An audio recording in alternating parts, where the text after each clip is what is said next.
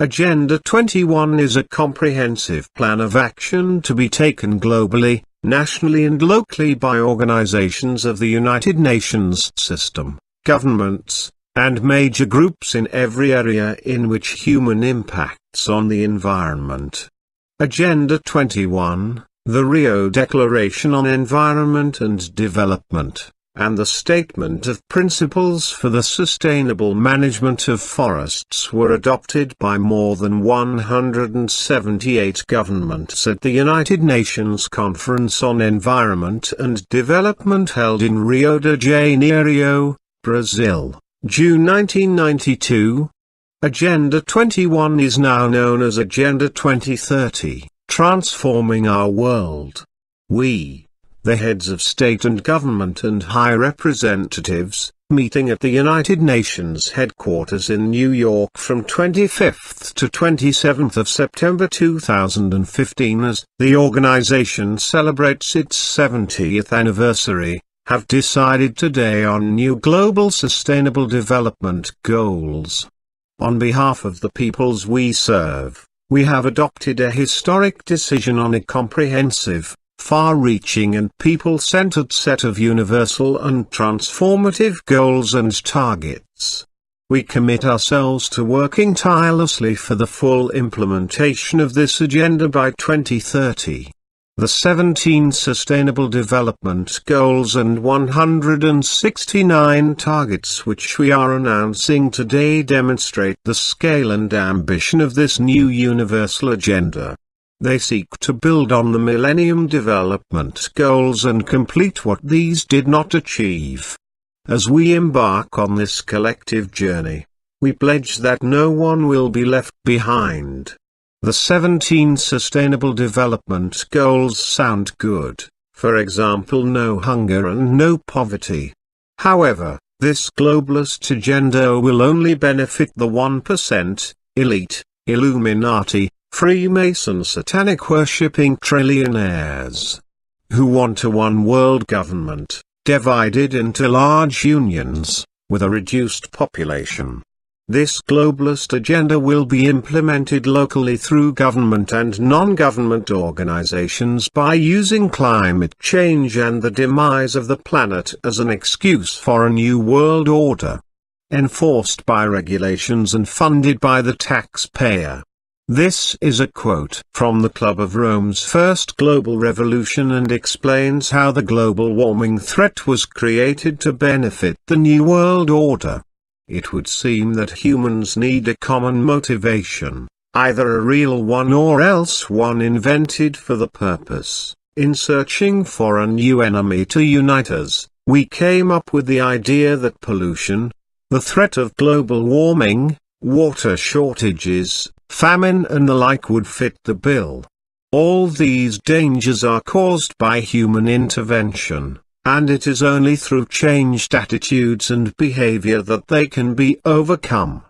The real enemy then, is humanity itself.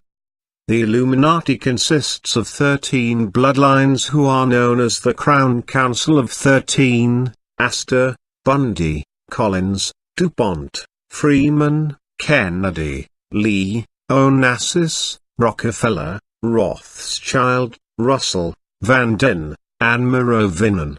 These families are Freemasons, who worship Lucifer, which is Satan. They attend secret meetings and dinner parties to perform satanic rituals at places like Bohemian Grove. The United Nations headquarters in New York was funded by John D. Rockefeller Jr.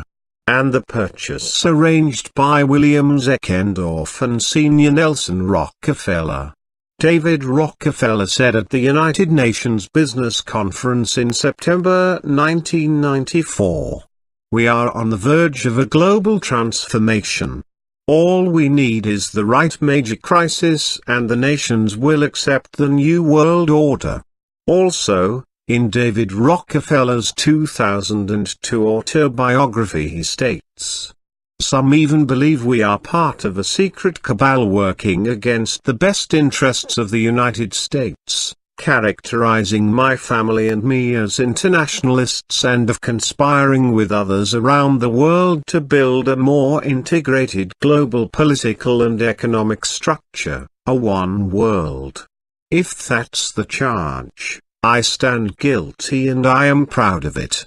Maurice Strong, a Canadian oil and mineral businessman and a diplomat who served as Under-Secretary General of the United Nations, said, "Current lifestyles and consumption patterns of the affluent middle class, involving high meat intake, the use of fossil fuels, electrical appliances, home and workplace air conditioning, and suburban housing, are not sustainable.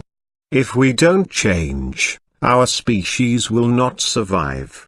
Frankly, we may get to the point where the only way of saving the world will be for industrial civilization to collapse.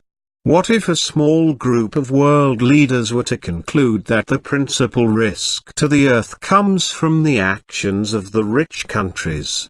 And if the world is to survive, those rich countries would have to sign an agreement reducing their impact on the environment. Will they do it? The group's conclusion is no. The rich countries won't do it. They won't change.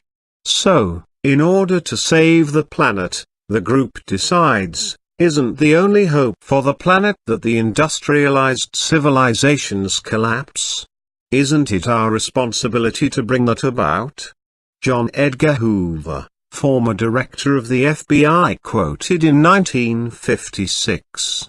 The individual is handicapped by coming face to face with a conspiracy so monstrous he cannot believe it exists. The American mind simply has not come to a realization of the evil which has been introduced into our midst. It rejects even the assumption that human creatures could espouse a philosophy which must ultimately destroy all that is good and decent. Myriam Skell Rothschild said, "Let me issue and control a nation's money, and I care not who writes the laws." Nathan Rothschild said, "Who controls the essence of money, controls the government." A breakdown of the Illuminati as follows. First you have Crown Council of the 13, the world's richest, most powerful families. Then, Committee of the 300, the world's richest, most powerful subfamilies. Then, think tanks, like the Trilateral Commission, the Royal Institute for International Affairs, Club of Rome, Council on Foreign Relations, the United Nations and the Bilderberg Group. The Bilderberg Group is a place where the world leaders hold top-secret meetings. Then World Financial Control like the International Monetary Fund, World Bank, central banks, tax revenue, interest revenue, Bank of International Settlements. Then World Resource Control. Corporate companies like Visa, Texaco and so on. World Population Control. Religions, teaches heavenly and rewards for obeying rules. Governments, Secret Service, military, police, courts and prisons. Education, programming the intellectual and rewards for repeating learnt knowledge. And the media, controls the elite's message to the masses. Population resource equals labor units, then you have us. Debt slaves. Birth, school, labor, taxes, debts, retirement. That is the reason there is so much division, negativity and evil in this world. Because it is ran by satanic worshipping, globalist control freaks, who do not have human rights or interests at heart. They seek to divide and conquer. At the time of this being made, there are only 3 countries in the world without a Rothschild-controlled central bank: Syria, North Korea, and Iran. Now ask yourself, why are we always at war with these countries? The cabal, or the Illuminati, engineer and fund war and terror, to benefit the New World Order. With war and terror, comes uncontrolled migration. And that is just what they want, as it breaks down nations and destroys independence and brings us closer to a one world. And with mass migration you can't guarantee that all refugees are genuine. Just look at the situation in Europe and the attacks. Again, breaking down nations. They are reducing the population through soft kill. Genetically modifying the food supply, so that it genetically modifies us, known as GMOs. Lots of dangerous pesticides and chemicals are also sprayed on the crops. Almost all of the supermarket foods and processed food is genetically modified. Even fresh and dairy products are modified now. Chemtrails are often laughed at as a conspiracy. Now the mainstream media are talking about it, calling it geoengineering, which involves heating the Earth's surface, then keeping the heat retained by releasing stratospheric, aerosol, injections into the atmosphere to create a solar shield which also reflects the sun. This has been going on for decades, however only recently announced by Harvard University. The stratospheric, aerosol, injections consist of metal nanoparticles like aluminium, barium, strontium and titanium. Alongside chemtrails to assist with geoengineering is the High-Frequency Active Auroral Research Program.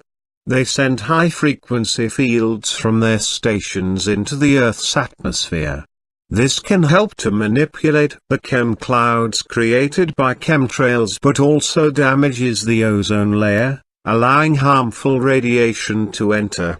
And allows the manipulation and control of the jet stream. That's how they can create water shortages whilst making it flood somewhere else in the world.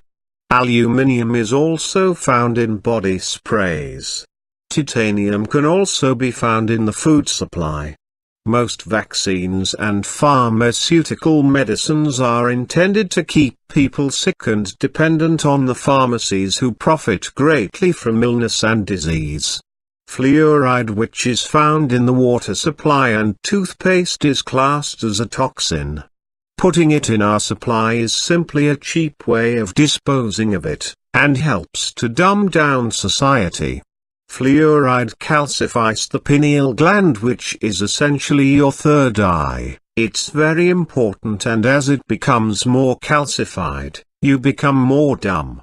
Fluoride is known to make people docile and submissive. It's also found in rat poison, pesticides and antidepressants.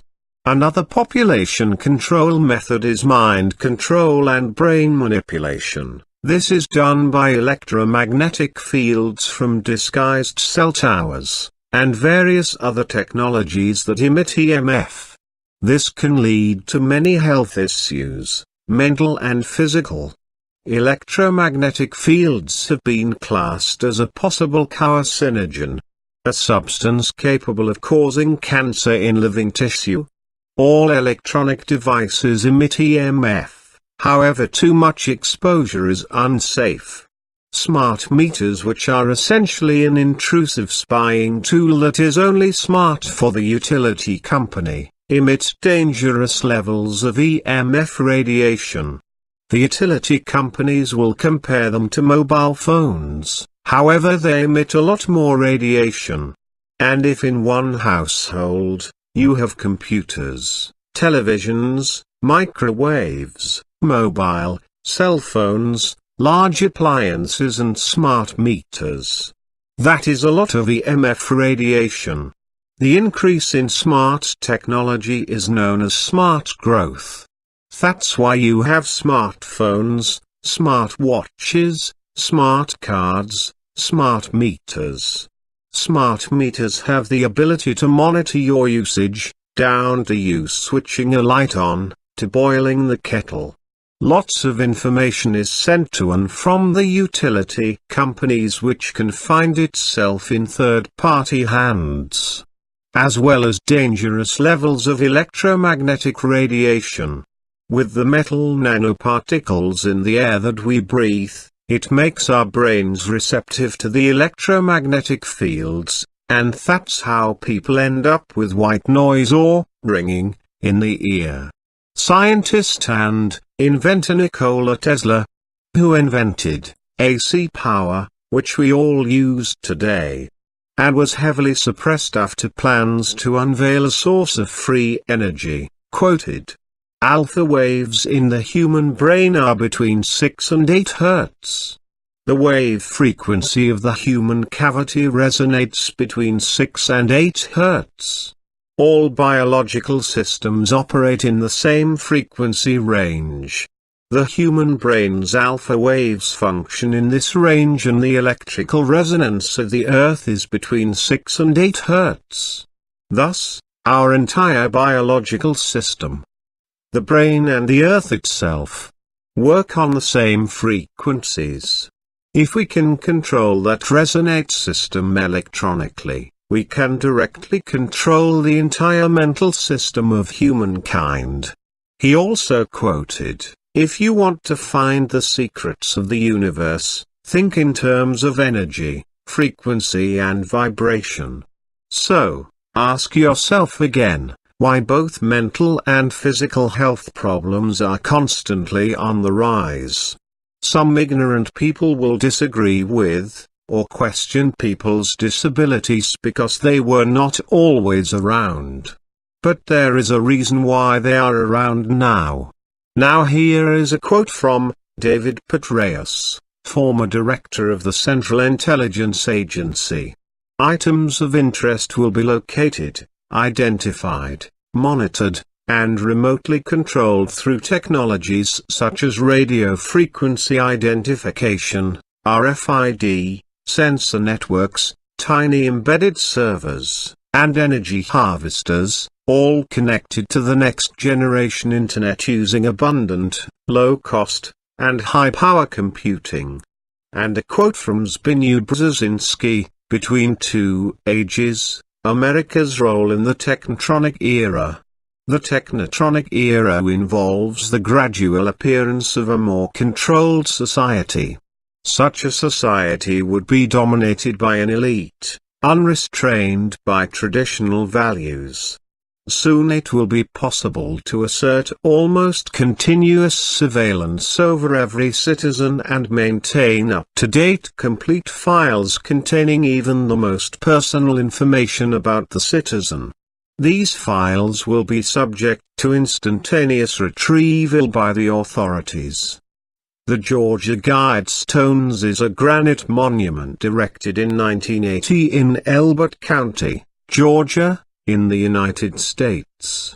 A set of 10 guidelines is inscribed on the structure in 8 modern languages, and a shorter message is inscribed at the top of the structure in 4 ancient language scripts. The founder remains unknown. However, it's clear the guidelines are connected to the New World Order.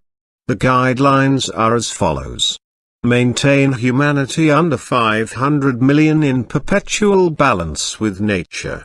Guide reproduction wisely, improving fitness and diversity. Unite humanity with a living new language. Rule passion, faith, tradition and all things with tempered reason. Protect people and nations with fair laws and just courts. Let all nations rule internally, resolving external disputes in a world court. Avoid petty laws and useless officials. Balance personal rights with social duties. Prize truth, beauty, love, seeking harmony with the infinite. Be not a cancer on the earth. Leave room for nature. Leave room for nature. And when it talks about be not a cancer on the earth, the cancer means human beings. The population, as of 2017, is over 7 billion. They want to reduce that to 500 million. by blaming human lifestyle for climate change. In the cabal's eye, we are sheeple, on a human farm. Please check out my website linked below for more information on the New World Order, images, videos and more. And to find out about Agenda 2030 in your local area, simply Google search your town or city, followed by Agenda 2030, Vision 2030, Agenda 21, or LA 21, which stands for Local Agenda 21. You can also find out information on social networks too. Listen out for the year 2030 being mentioned in the mainstream media. Currently there is talks of all India's cars to be electric by 2030, as well as strict regulations coming to the UK, for diesel vehicles. This is just the tip of the iceberg, and there is lots more to come. The truth is being exposed. People are waking up.